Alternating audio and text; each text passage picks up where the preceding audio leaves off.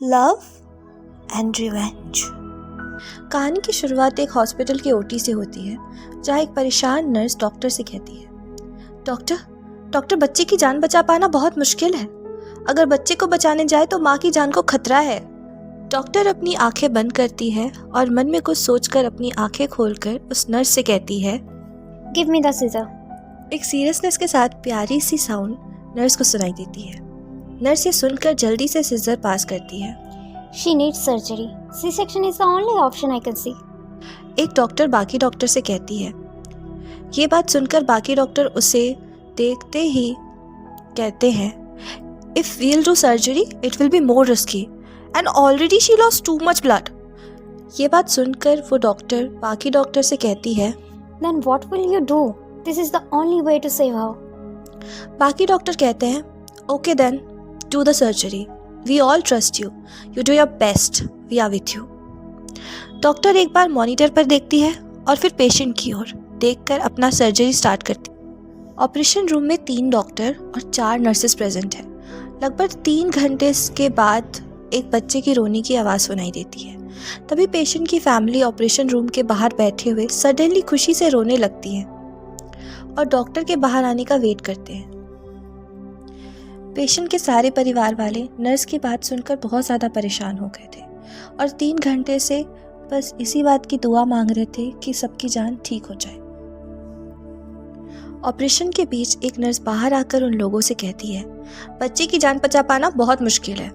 अगर हम लोग बच्चे को बचाने जाए तो माँ की जान को खतरा है। हम दोनों में से किसी एक को ही बचा सकते हैं। ये सुनकर पेशेंट के हस्बैंड और मदर इन लॉ परेशान हो जाते हैं। तभी पेशेंट के हस्बैंड कहते हैं, माँ को कुछ नहीं होना चाहिए, उसे किसी भी हालत में बचा लीजिए नर्स। ये सुन के नर्स बाद में एक पेपर उन लोगों को लाकर देती है और कहती है, यहाँ पर साइन कर दीजिए। नर्स ऑपरेशन रूम में जाकर डॉक्टर को पेशेंट के हस्बैंड की बात कहती है। डॉक्टर ये सुनकर मुस्कुराते हुए पेशेंट की ओर देखकर बोलती है, You are very lucky to have husband like him. ये बात कहते हुए उसकी आवाज़ में दर्द साफ समझ आ रहा था। फिर ऑपरेशन होने के बाद डॉक्टर ऑपरेशन रूम के बाहर चली आती है। डॉक्टर को बाहर आते देख पेशेंट की फैमिली उनके पास जाते हैं और तभी नर्स अपने हाथों में एक प्यारा सा बच्चा लेकर आती है और डॉक्टर से कहती है, डॉक्टर रिया, आपने तो कमाल कर दिया है। 0% चांस को भी 100% कर दिया। मुझे तो आपके अंडर काम करने का मौका मिला, ये मेरे लिए ऑनर की बात है। नर्स मुस्कुराते हुए एक प्राउड फीलिंग के साथ रिया से कहती है। रिया नर्स की ओर स्माइल के साथ देखती है और फिर फैमिली की ओर देखकर कहती है, Congratulations, आपकी wife and daughter both are fighter. ये कहने के बाद रिया अपने चैम्बर में चली जाती है। पीछे से नर्स उनकी बेटी को दिखाने के बाद उसे नर्सरी लेकर जाने लगती है और फिर उन लोगों से जाते हुए कहती है, आप कुछ देर बाद अपनी वाइफ से मिल सकते हैं। रिया अपने चैम्बर में आके अपना मास्क और डिफेक्टिव क्लोथ उतार के बाजू में रख देती है। एक खूबसूरत सा आकर्षित सा चेहरा, भूरी आंखें जिसमें कोई भी डूब जाए, काले बाल जो हवा की वजह से लहरा रहे थे और कुछ बाल आंखों में आकर खूबसूरती और बढ़ा रही थी। उसके चेहरे में मासूमियत के साथ राज भी दिखाई देता है। रिया अपने डेस्क पे रखे फोन में टाइम देखती है, इट्स 7 o'clock। फिर जल्दी से अपना बैग लेती है और अपने कार में घर की ओर जाने लगती है। हालांकि मसूरी में ठंड रहती है, बट अभी दिसंबर का मंथ है तो कुछ ज़्यादा ही ठंड है। कार के अंदर टेम्परेचर की वजह से बाहर के टेम्परेचर का पता नहीं चल पाता, बट देखकर आइडिया हो रहा है कि बाहर कितनी ज़्यादा ठंड है। रिया सोचती है मार्केट से कुछ ग्रोसरी वगैरह लेकर जाना चाहिए। घर पहुंचते ही सारे बैग्स किचन में रख के अपने रूम में चली जाती है। रूम में आने के बाद एक फ्रेश शावर लेकर रेडी होकर स्टेयर से नीचे आती है। किचन से आवाज़ आती है, रिया बेबी, आपका नाश्ता लगा दूं? हाँ मारिया आंटी. एक प्यारी सी मुस्कान के साथ बोलती है मारिया आंटी। वैसे आप बहुत ज़्यादा थक गई होंगी, कल सुबह से हॉस्पिटल में जो थी।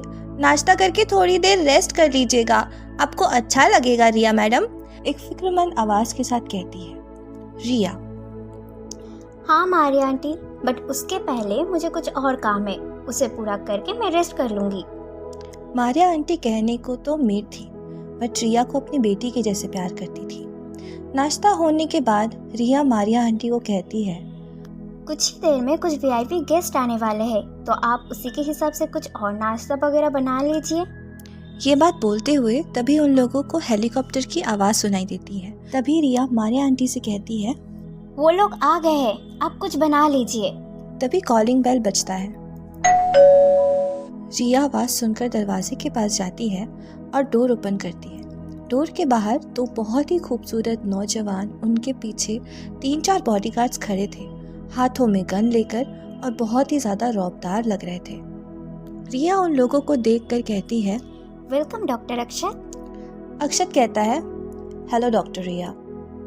एक सेक्सी सी आवाज़ सुनाई देती है। फिर वो लोग लिविंग रूम में आते हैं। रिया कहती है, प्लीज हैव अ सीट। फिर वो लोग वहाँ पे रखे सोफे में जाकर बैठ जाते हैं। बॉडीगार्ड खड़े ही रहते हैं। फिर अक्षत रिया से कहता है, meet my younger brother Aryan. Riya Aryan के ओर देखकर कहती है, hello mister Aryan Kapoor. And तुम्हें तो पता ही होगा, मैं अक्षत कपूर। रिया मुस्कुराते हुए कहती है। हाँ, आपको कौन नहीं जानता। तभी आर्यन रिया को देखकर कहता है, मैं आपको दीदी बुला सकता हूँ? आर्यन मन ही मन मुस्कुराते हुए कहता है, कहने को तो मुझे आपको दीदी नहीं भाभी बुलाना चाहिए। कोई ना, अभी दीदी से काम चला लूँगा। जल्द ही आप मेरे भाभी बनने वाली है, मिस रिया शर्मा। डॉक्टर रिया शर्मा। रिया ये सुन के थोड़ा ऑकवर्ड फील करते हुए आधी मुस्कान के साथ बोलती है, हाँ, क्यों नहीं। रिया मन ही मन बोलती है, थोड़े गुस्से में, ये आर्यन पागल है क्या? कौन से एंगल से मैं इसकी दीदी लगती हूँ, वो भी इसकी? रिया आगे कुछ और बोलने लगती है। तभी अक्षत बोल पड़ता है, अरे उसकी बातों को ज़्यादा ध्यान मत दो, ये ऐसी कुछ भी बोलते रहता है। अक्षत आर्यन की ओर देखकर आंखों ही आंखों में इशारा करता है, अपना मुंह बंद रख। रिया को भी समझ आ गया था कि अक्षत आर्यन से क्या कह रहा है। रिया मन ही मन आर्यन के ऊपर हंस रही थी। अक्षत की बात समझते हुए आर्यन रिया से कहता है, Well, I'm just 25 years old. I thought you are elder than me. Even you look younger than me, but I can take your name so. Aryan आगे कुछ और बोलने जाता ही है। तभी अक्षत उसे चुप कराते हुए कहता है, Aryan, will you please shut your mouth? Already you told lots of things. Aryan और अक्षत की बात सुनते हुए रिया थोड़ा ऑकवर्ड होते हुए दोनों को कहती है, Well, guys, I'm okay with this. Please don't fight. And Aryan, I'm 26, so you can call me Didi or take my name, anything. I don't have any problem. तीनों बात कर ही रहे होते हैं कि मारिया आंटी कॉफ़ी और स्नैक्स लेकर साथ में आती हैं और सबको सर्व करती है। रिया, Please have a coffee. फिर सब कॉफ़ी पीने लगते हैं। तभी रिया आगे कहती है, So अभी काम की बात करें? अक्षत कहता है, पहले हम लोग पूरा घर ऑब्जर्व करेंगे, क्योंकि हमारे भाई को जो यहाँ रहना है, सो सिक्योरिटी सिस्टम के बारे में भी डिस्कस करना है। रिया, ओके देन, सबसे पहले आपको यहाँ के सिक्योरिटी सिस्टम के बारे में बता देती हूँ। उसके साथ ही पूरे घर को भी दिखा दूंगी। अक्षत कुछ और बोलने जा ही रहा था। तभी रिया पॉज लेते हुए आगे कहती है, आपको यहाँ के सिक्योरिटी के बारे में ज़्यादा सोचने की ज़रूरत नहीं है, क्योंकि ये घर हाई क्लास टेक्नोलॉजी से फुल सिक्योर है, तो आपके भाई को यहाँ पे कोई खतरा नहीं होगा। रिया थोड़ा पॉज लेते हुए आगे कहती है, यहाँ पे विदाउट माई परमिशन कोई चोर तो बहुत दूर की बात है, इंसेक्ट भी नहीं घुस सकता है। अक्षत तो ये सुनकर पूरा हैरान हो जाता है, क्योंकि एक नॉर्मल ऑर्डिनरी सीधी सादी लड़की का घर इतना ज़्यादा सिक्योर। वो मन ही मन सोचता है, इतनी ज़्यादा सिक्योरिटी के साथ घर वही लोग रखते हैं जिसके पास बहुत इम्पोर्टेंट सामान या कोई वीआईपी होता है। ऑर्डिनरी पीपल के घर इतना ज़्यादा सिक्योर तो नहीं रहता। अक्षत ये सब सोच ही रहा था। तभी रिया बोलती है, इतना सिक्योरिटी अपने सेफ्टी के लिए ही रखी हो, एंड आपका भाई भी तो यहाँ पे रहने वाला है, इसलिए थोड़ा डबल कर दिया है। अक्षत कहता है, मुझे नहीं पता था कि डॉक्टर रिया अपना इतना ध्यान रखती हैं। एनीवेज, सबको अपना इतना ध्यान रखना चाहिए, स्पेशली एक लड़की को। सो हम आगे की बात करें।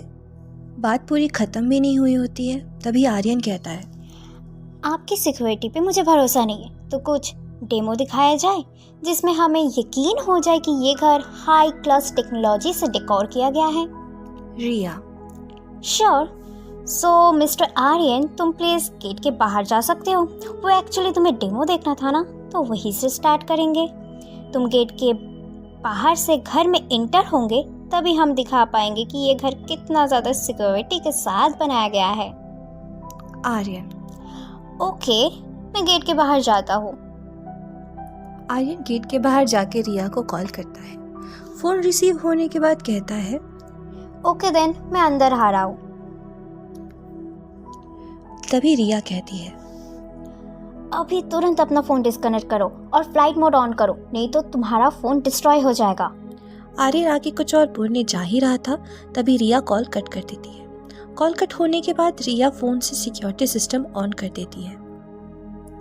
डिवाइस रिया के फ़ोन से ही कनेक्ट रहता था, इसलिए उसे अलग से किसी कंप्यूटर रूम में जाने की ज़रूरत नहीं पड़ती। वैसे तो device all the time on ही रहता था, बट आज ये लोग आने वाले थे, इनकी वजह से कुछ पल के लिए सिस्टम को ऑफ कर दिया गया था, ताकि उन लोगों को घर में एंटर होने के लिए कोई प्रॉब्लम ना हो।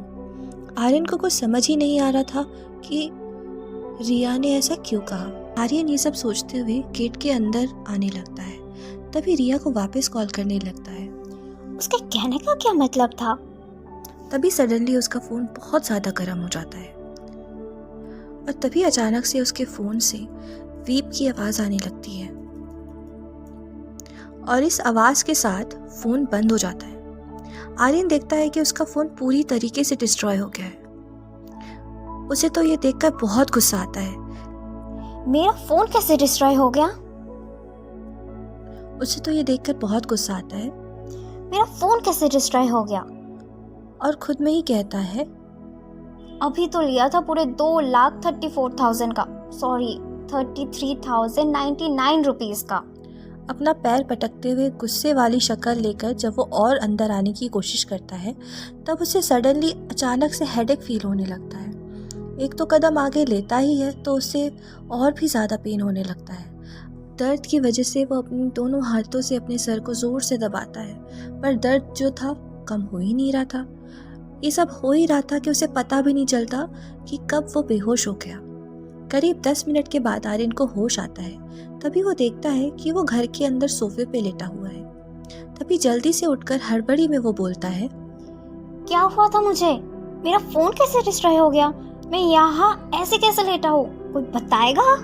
फ्रस्ट्रेशन और बेचैनी के साथ आर्यन एक ही सांस में सारी बातें कह देता है। रिया कहने लगती है, तुम्हें डेमो देखना था ना, तो इसी का असर है।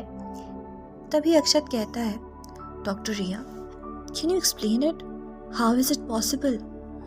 आर्यन और अक्षत दोनों ही रिया को सवारी नज़रों से देख रहे थे। रिया कहती है, आर्यन, तुम ये मेडिसिन ले लो, यू फील बेटर। आर्यन, वो तो ठीक है, बट अब प्लीज ये बताएं कि ये सब कैसे हुआ? रिया आर्यन की तरफ देखकर कहती है, देखो, तुम मुझे जब कॉल किए थे तब मैंने बोला था अभी के अभी अपना फ़ोन स्विच ऑफ कर लो, बट तुमने तो सुना ही नहीं, मुझे दोबारा कॉल करने लगे थे। मैंने पहले ही बोला था कि ये घर हाई क्लास टेक्नोलॉजी से डेकोर किया गया है, तो तुमने कहा कि तुम्हें डेमो देखना था, तो मैंने सोचा बोलने से बेटर मैं तुम्हें दिखाई देती हूँ, खुद ऑब्जर्व करोगे तो बेटर समझोगे, तो इसलिए तुम जब बाहर गए तब मैंने सिस्टम ऑन कर दी थी, तो तुम जब गेट से अंदर आ रहे थे तब फ्लाइट मोड ऑन हो गया था, ताकि तुम किसी को कॉल ना कर पाओ और no other internet activity, but फिर भी तुमने कॉल किया मेरे मना करने के बाद भी, जिस वजह से तुम्हारा फ़ोन वाइब्रेशन के साथ डिस्ट्रॉय हो गया।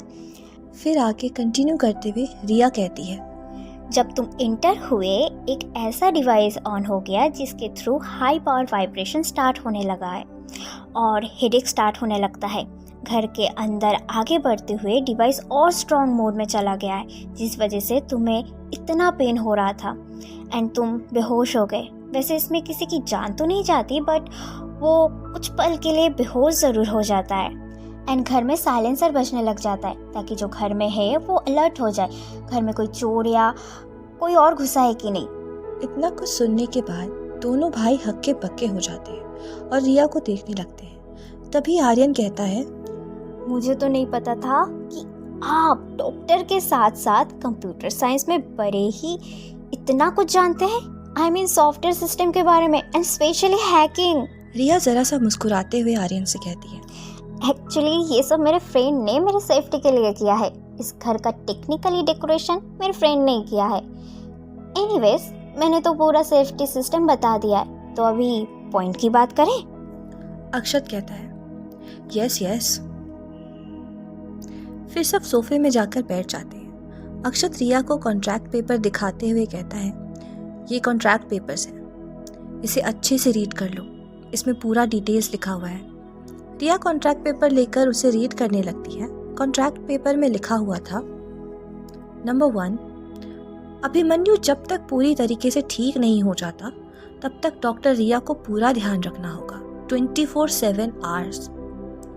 उसमें दूसरा ये लिखा था, most of the time doctor Riya को अभिमन्यु के साथ ही टाइम स्पेंड करना होगा, क्योंकि एक डॉक्टर को पेशेंट के साथ मोस्ट ऑफ द टाइम रहना चाहिए। पेशेंट को क्या चाहिए, नहीं चाहिए, उसका ध्यान रखने के लिए डॉक्टर को हमेशा उसके पास ही रहना होगा। तीसरा रूल उसमें ये लिखा हुआ था, इन केस आप बीच में कॉन्ट्रैक्ट तोड़ देते हैं तो आपको पेनल्टी देनी पड़ेगी, वो भी 10 लाख रुपए की। और इसके साथ ही साथ आपको डॉक्टर की फील्ड से भी सस्टेन कर दिया जाएगा। रिया कॉन्ट्रैक्ट को पूरा रीड करने के बाद पूछती है, ये कॉन्ट्रैक्ट किसने बनाया है? उसकी बातों में गुस्सा साफ साफ दिखाई दे रहा था। फिर रिया आगे पूछते हुए गुस्से में कहती है, डॉक्टर अक्षत, मुझे आपके भाई का ध्यान रखने के लिए कहा गया है, ना ही पीए बनाने के लिए। एक मिनट, पीए भी ये सब काम नहीं करता जो कॉन्ट्रैक्ट में लिखा है। मैं 24/7 आवर्स ध्यान रखूंगी। क्या समझ के रखा है मुझे? क्या दूसरे कोई काम नहीं है क्या? मुझे और भी बहुत सारे काम है, मुझे हॉस्पिटल भी जाना रहता है। हाँ, मैं आपके भाई का ध्यान रखने के लिए हाफ डे कर लूँगी, बट ये जो कॉन्ट्रैक्ट में लिखा है ये नहीं हो सकता है। मैं आपके भाई के आगे पीछे दिन भर नहीं घूम सकती हूँ। एंड मैं बस अंकल से आपके फादर मिस्टर कपूर की वजह से आपके भाई का ध्यान रखने के बारे में सोची थी, और ये कॉन्ट्रैक्ट या ज़रा सा धमकी है। रिया आगे कुछ कहने जा ही रही थी, तभी अक्षत कहता है, अरे नहीं, तुम गलत समझ रही हो, गुस्सा मत करो, मैं तुम्हें कॉन्ट्रैक्ट अच्छे से समझाता हूँ, but please cool down. Aryan कहता है, हाँ, आप गलत समझ रही हो, please sit down and please भाई का ध्यान रखने के लिए मना मत कीजिए। अक्षत कहता है, लुक डॉक्टर रिया, तुम्हें अभी के आगे पीछे घूमने के लिए नहीं कहा जा रहा है, बस तुम हॉस्पिटल में एक पेशेंट के जैसे ध्यान रखते हो, बस उससे थोड़ा अलग, एक फैमिली मेम्बर की तरह ध्यान रखना है। और कॉन्ट्रैक्ट में ये सब इतना इसलिए लिखा हुआ है ताकि तुम इस बात पे ज़्यादा फोकस करो। So take it easy. And uncle खुद चाहते हैं तुम पर्सनली उनका ध्यान रखो। हालांकि वो अभी तक यहाँ आए नहीं हैं, बट थोड़ी देर में आते ही होंगे, वही तुमसे आगे की बात करेंगे। हमें तो बस कॉन्ट्रैक्ट के बारे में बोलने के लिए कहा गया है, सिक्योरिटी सिस्टम जानने के लिए कहा गया है, बस। इतना कुछ सुनने के बाद रिया कहती है, ओके, मैं मिस्टर कपूर के आने के बाद ही कॉन्ट्रैक्ट पेपर साइन करूंगी। रिया ये बात कहती है, तभी कॉलिंग बेल की आवाज़ आती है। मारिया आंटी जाकर डोर ओपन करती है और देखती है कुछ कुल 50-55 उम्र का एक आदमी बाहर खड़ा हुआ है। ब्लैक टक्सीडो सूट पहने हुए, रौबदार सा चेहरा लिए हुए वो कहता है, डॉक्टर रिया। आगे कुछ और कहने जा ही रहा था कि तभी मारिया आंटी कहती है, प्लीज़ अंदर आइए, वो अंदर ही है। मारिया आंटी कहती है, रिया बेबी, आपसे मिलने कोई बाहर साहब आए हैं। रिया ये सुनकर दरवाजे की ओर जाती है, तभी देखती है कि मिस्टर कपूर आए हैं। रिया उनसे कहती है, mister Kapoor, please welcome sir. Mister Kapoor उनसे कहते हैं, प्लीज सर मत बोलो बेटा, you can call me uncle. Sure mister Kapoor, I mean uncle. Please come. Akshat और आर्यन अंदर ही बैठे हैं। फिर दोनों ही लिविंग रूम में आ जाते हैं। मिस्टर कपूर कहते हैं, मैं यहाँ शॉर्ट टाइम के लिए आया हूँ, तो डायरेक्ट पॉइंट की बात करूँगा। तो क्या डिसाइड किया? मिस्टर कपूर आर्यन और अक्षत की ओर देखकर समझ गए थे कि अभी तक पेपर साइन नहीं हुए हैं, तो उन्होंने रिया से डायरेक्ट बात करना ही सही समझा। फिर उन्होंने कहा, देखो रिया, अभिमन्यु कभी भी अक्षत के अलावा किसी और डॉक्टर से अपना चेकअप नहीं करवाता है, ना ही किसी और डॉक्टर को अपने करीब भी आने देता है। बट फर्स्ट टाइम उसने ऐसा किया है, बल्कि उसने तुम्हें खुद अप्रोच किया है। वैसे उसे पता है कि तुम गायनोकोलॉजिस्ट हो, बट फिर भी उसने तुम्हें चुना। अब मुझे नहीं पता कि उसने ऐसा क्यों किया, बट इतना पता है कि उसे तुम अच्छी लगी। I mean, तुम्हारा काम, तुम्हारा बिहेवियर उसे अच्छा लगा। सिर्फ उसे ही नहीं, बाकी हम सबको तुम्हारे काम बहुत पसंद है। इन 7 सालों में पहली बार उसने कुछ मांगा है, वो भी अपने लिए। एक बाप होने के नाते मैं कैसे उसे मना कर सकता हूँ? उसकी एक छोटी सी इच्छा तो मैं पूरी कर सकता हूँ, और तुम्हें फिक्र करने की ज़रूरत नहीं है। हाँ, थोड़ा सा वो रूड भले ही है, पर दिल का बुरा नहीं है। सच कहो तो पर्सनली तुम मुझे बहुत अच्छी लगती हो बेटी। मैं तुम्हें अपनी बेटी की तरह मानता हूँ। अक्षत ने कहा है कि तुम हॉस्पिटल में अपने पेशेंट को कैसे ध्यान रखती हो, तो बेटा मेरे अभी का भी तुम वैसे ही ध्यान रखना। इसके बाद भी तुम अगर इनकार करोगे तो मेरा एहसान समझकर हाँ कर दो। मिस्टर कपूर ये बातें जब कह रहे थे, उनकी बातों में एक दर्द साफ साफ समझ आ रहा था। जब रिया एहसान वाली बात सुनती है तब उसे कुछ याद आ जाता है। सीन 3 साल पहले के टाइम पे आ जाता है। रिया एक स्कूटी से जा रही है, तभी उसके स्कूटी के सामने एक छोटा सा प्यारा सा पपी आ जाता है। रिया अपनी स्कूटी से नीचे उतरकर उस पपी को अपने गोद में लेती है और चेक करने लगती है कि कहीं उसे कहीं चोट तो नहीं लगी। माउंटेन रोड होने की वजह से केयरफुल चलाना पड़ता है। उस टाइम रात हो रही थी। रिया जब पपी को गोदी में ली थी, उसी टाइम पीछे से एक ट्रक आ रहा था। देखकर ऐसा लग रहा था जैसे कि वो ट्रक ड्राइवर रिया को ही मारना चाहता है। ट्रक रिया को हिट करने ही वाला था कि तभी कोई जोर से रिया का हाथ पकड़कर उसे अपनी ओर खींच लेता है। वही रात थी जब रिया फर्स्ट टाइम मिस्टर कपूर से मिली। रिया को नहीं पता था कि जिसने उसकी जान बचाई उसका नाम विक्रांत कपूर है, जो कपूर इंडस्ट्री का मालिक है। मिस्टर कपूर काम की वजह से मसूरी आए थे, वापस दिल्ली के लिए जा ही रहे थे, तभी उन्होंने देखा कि एक लड़की रोड के बीच बैठी है और पीछे से एक ट्रक उसे हिट करने जा रहा है। अपनी जान बचाने के लिए रिया मिस्टर कपूर को थैंक यू कहने लगती है और बोलती है, लाइफ में कभी भी मौका मिले तो ज़रूर मैं आपकी हेल्प करूँगी। आप कभी भी मुझसे कुछ भी कह सकते, कुछ भी मांग सकते हैं। रिया को जब ये सब कुछ याद आता है तो वो मिस्टर कपूर को कहती है, पेपर कहाँ है? मिस्टर कपूर ये सुनकर खुश हो जाते हैं और उसे पेपर दे देते हैं। आर्यन को समझ नहीं आ रहा था कि कौन सा एहसान की बात हो रही है। फिर रिया दी पेपर पे साइन कर रही है। खैर जाने दो, एटलीस्ट साइन तो कर रही है। आर्यन ये सोच ही रहा होता है, तभी अक्षत कहता है, 3 दिन के बाद अभिमन्यु यहाँ आ जाएगा, सो जो भी रूम रेडी करना है वो कर लो, जो भी सामान यहाँ वहाँ शिफ्ट करना है वो कर लो। 3 दिन के अंदर ही सब कुछ करना होगा तुम्हें। आई होप तुम्हें कोई परेशानी नहीं होगी डॉक्टर रिया। डॉक्टर रिया उनसे कहती है, don't worry, I will manage. फिर वहाँ से तीनों कपूर चले जाते हैं, सब paper work and managing discuss करके। तीनों कपूर जब अपने हेलीकॉप्टर की ओर जाते हैं तब आर्यन कहता है, भैया ने ऐसा कंडीशन क्यों रखा? कहीं भैया रिया दी को पसंद तो नहीं करने लग गए ना?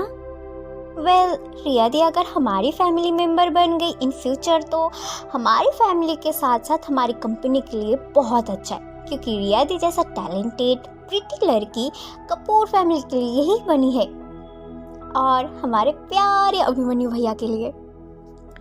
अक्षत कहता है, वेल, अभी तो हमने रिया को अभिमन्यु के लिए हायर किया है। एक डॉक्टर अपने पेशेंट को ध्यान रखेगी, फ्यूचर का हमें नहीं पता, और अभिमन्यु क्या सोच रहा है वो तो हमें घर जाकर ही पता चलेगा। उसने जो हमें कहा हमने वो कर दिया। तभी मोबाइल की रिंग बजती है। अक्षत अपने फ़ोन में देखता है कि अभिमन्यु कॉल कर रहा है। वह कॉल रिसीव करने के बाद बोलता है, हेलो अभिमन्यु। वो मान गई। एक सर्द आवाज सुनाई देता है। अक्षत कहता है, हाँ थोड़ा मुश्किल हुआ, but end of the time वो मान गई।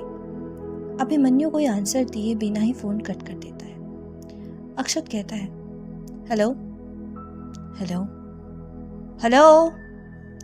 ये लड़का बिना कुछ बोले ही फ़ोन कट कर दिया।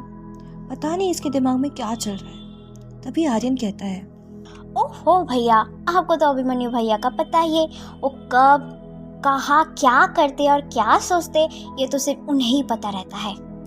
रिया अपने रूम में जाने से पहले स्टेयर्स पे खड़े होकर मारिया आंटी से कहती है, मारिया आंटी, मैं सोने जा रही हूँ तो प्लीज ध्यान रखिएगा, कोई मुझे डिस्टर्ब ना करे। मारिया आंटी कहती हैं, ओके रिया बेबी। मारिया आंटी किचन से थोड़ी तेज आवाज में कहती है।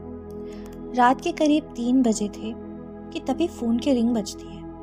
रिया गहरी नींद में होने के कारण सुन नहीं पाती, पर लगातार फोन की रिंग बजने के कारण वो बड़े गुस्से में और फ्रस्ट्रेशन के साथ कॉल रिसीव करते हुए कहती है, किसकी मौत आ गई है अभी? सामने आवाज आती है। क्या मतलब? रिया आगे कुछ और बोलने जा ही रही थी, तभी सामने से कोई कहता है, देखो रिया, मैं अक्षत बोल रहा हूँ। रिया ये सुनते ही जैसे उसकी नींद गायब हो गई। अक्षत? रिया फोन में कॉलर की आईडी चेक करती है तो देखती है कि उसमें डॉक्टर अक्षत कपूर लिखा हुआ था। तभी सामने से आवाज आती है, hello hello Riya, hello, can you hear me? Riya जैसे होश में वापस आती है और फोन को कान के साथ लगाकर सपटे हुए आवाज से कहती है, यस यस डॉक्टर अक्षत, सब ठीक तो है ना? इतनी रात को कुछ प्रॉब्लम है? तभी अक्षत कहता है, रिया हम लोग तुम्हारे घर के बाहर हैं, तुम आके डोर ओपन कर सकती हो? रिया कहती है, घर के बाहर? मेरे घर के बाहर अभी इस वक्त? रिया आगे कुछ और कहने जाती है कि तभी अक्षत बोल पड़ता है, तुम पहले आकर डोर ओपन करो, फिर बताता हूँ। ठीक है, मैं आती हूँ। रिया फोन रख के डोर ओपन करने जाती है तो देखती है कि बाहर कोई नहीं है। वो खुद से ही कहती है, क्या मजाक है यार। फ्रस्ट्रेटेड रिया डॉक्टर अक्षत को कॉल करती है और उन्हें कहती है, मैं तो दरवाजे में ही खड़ी हूँ, आप लोग कहाँ है? सामने से अक्षत कहता है, रिया हम लोग गेट के बाहर हैं। ओके, मैं बाहर आती हूँ। ये बोलकर रिया फोन कट कर देती है और गेट के बाहर जाने लगती है। रिया बाहर आकर देखती है कि 2 ब्लैक मर्सिडीज कार खड़ी है। कार के साथ टेक कर आर्यन और अक्षत भी खड़े हैं। उन्हें देखकर ये लग रहा था कि थोड़ा टेंशन में है। रिया गेट के बाहर जाती है। अक्षत और आर्यन की ओर देखकर कहती है, क्या इमरजेंसी आ गई है डॉक्टर अक्षत? कुछ प्रॉब्लम है? तभी अक्षत थोड़ा घबराते हुए कहता है, रिया रूम रेडी हो गए है क्या? रिया कहती है, क्या आप मुझसे ये पूछने आए हैं? वैसे वो ऑलमोस्ट हो गई है। अक्षत कहता है, नहीं एक्चुअली ये कहना था कि वो एक्चुअली मैं ये। तभी रिया कहती है, क्या ये वो लगा के रखे? सीधे सीधे बताइए ना, क्या हुआ है? आर्यन, तुम ही बोलो, क्या हुआ है जो इतनी रात को इधर आना पड़ रहा है? आर्यन कहता है, रिया दी, वो भाई, वो अक्षत भैया, आप ही बता दीजिए ना। फिर अक्षत अपनी एक ठंडी सांस छोड़ते हुए रिया से कहता है, रिया, अभिमन्यु आया है।